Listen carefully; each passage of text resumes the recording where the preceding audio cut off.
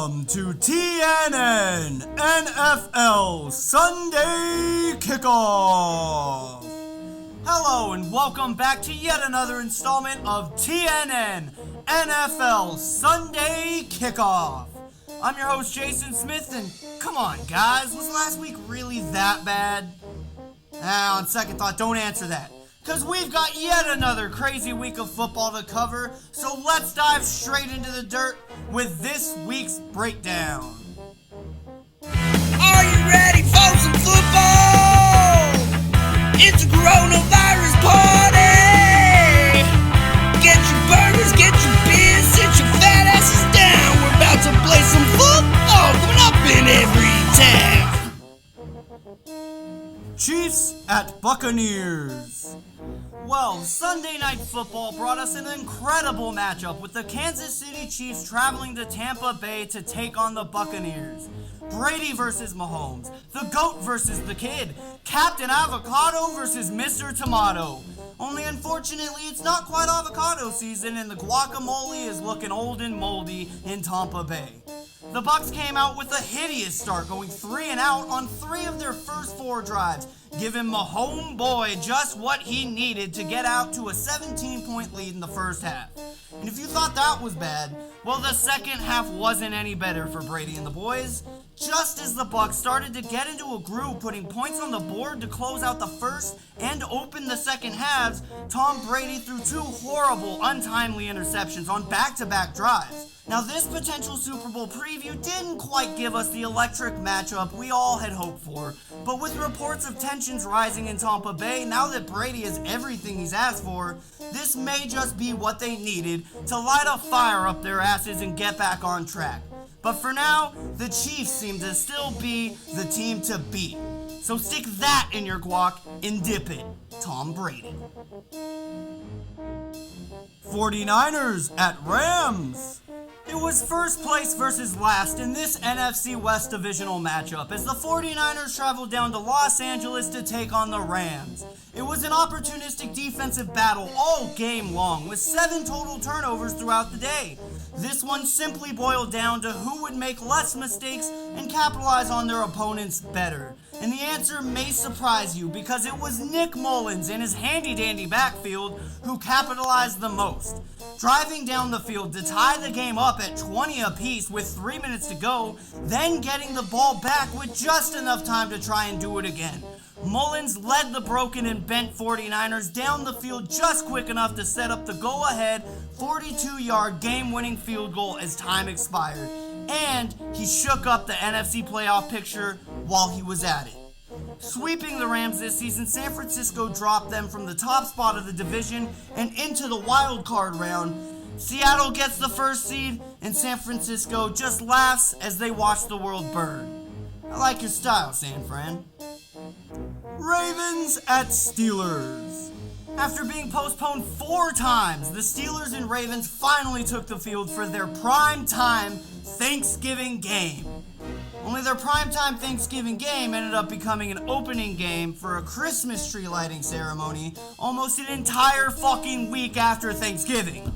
Although despite COVID stealing away their Turkey Day fame, the Steelers' defense made the Ravens look like they have gone the way of the dodo bird, smothering Baltimore all night long with pressure as Lamar Jackson's COVID understudy, Robert Griffin III, just couldn't manage to do anything other than just run away from this modern-day steel curtain.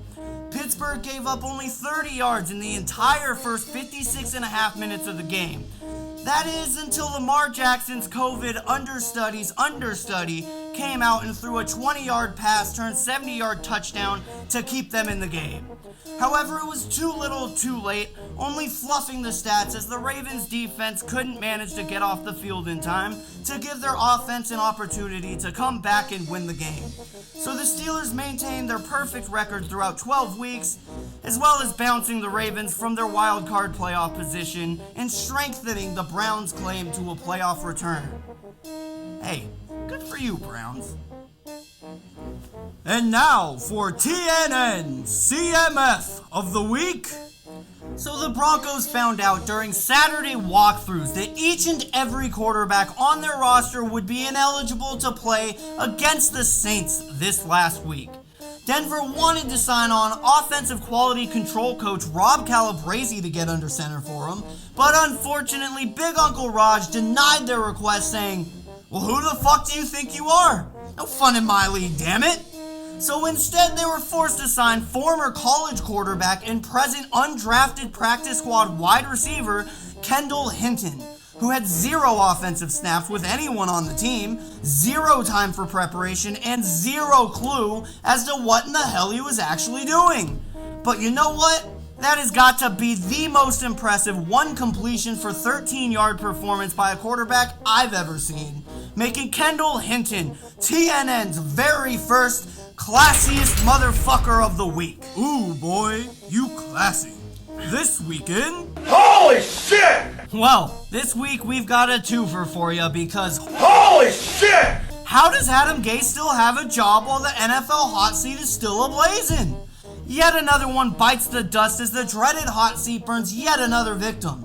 Lions head coach Matt Patricia, as well as general manager Bob Quinn, were fired unceremoniously Saturday after their double-digit loss on Thanksgiving Day. Toting a shameful 13-29-1 record in the last 2.5 years, the Lions look to interim head coach Darrell Bevell to close out the season and keep things moving. Now, if this past year has showed us anything, it's that we should be looking for the Lions to have a big week without old St. Patricia holding the reins against the Bears this week. Shit, just look at what the Quinless Falcons did to Chucky and the Raiders. Dropping a little, or a lot of dead weight is often the spark you need to light a fire under your team's asses. So until the next coach kicks the can, the hot seat will be waiting for you. Holy shit! And now for This Week in Fantasy. What? Whoa, Timmy! Oh shit! Oh, it's Sunday already! Oh God, I ate too much turkey. I overslept. Oh, snap out of it, Frankie. Snap out of it. It's game day. You need something. I got it! Timmy, Miles Sanders. Now I know what you're thinking. He's not the best, nor is he at all consistent. But you know what is consistent, Timmy? The Packers' defensive inability to stop even a nosebleed coming out of the backfield. These guys are horrible, Timmy. So even if the Eagles don't do a damn thing today, this man is sure to get some points regardless. Now scram, Timmy. I've got a week's worth of football to catch up on. Oh, my lineup. I've got to set my lineup, Timmy. And that was This Week in Fantasy. Well, from all of us here at TNN NFL Sunday Kickoff, we hope you enjoy your Week 13 slate of games. And if you would like to see more TNN NFL Sunday Kickoff each and every week, let us know down in the comments below. Otherwise, our producers have threatened to cut our budget.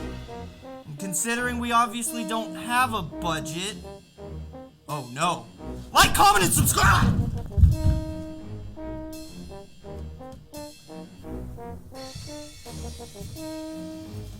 I'm looking for this sorry son of a bitch, you see? He owes me some money.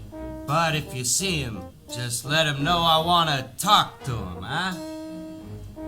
Thank you for watching TNN NFL Sunday Kickoff.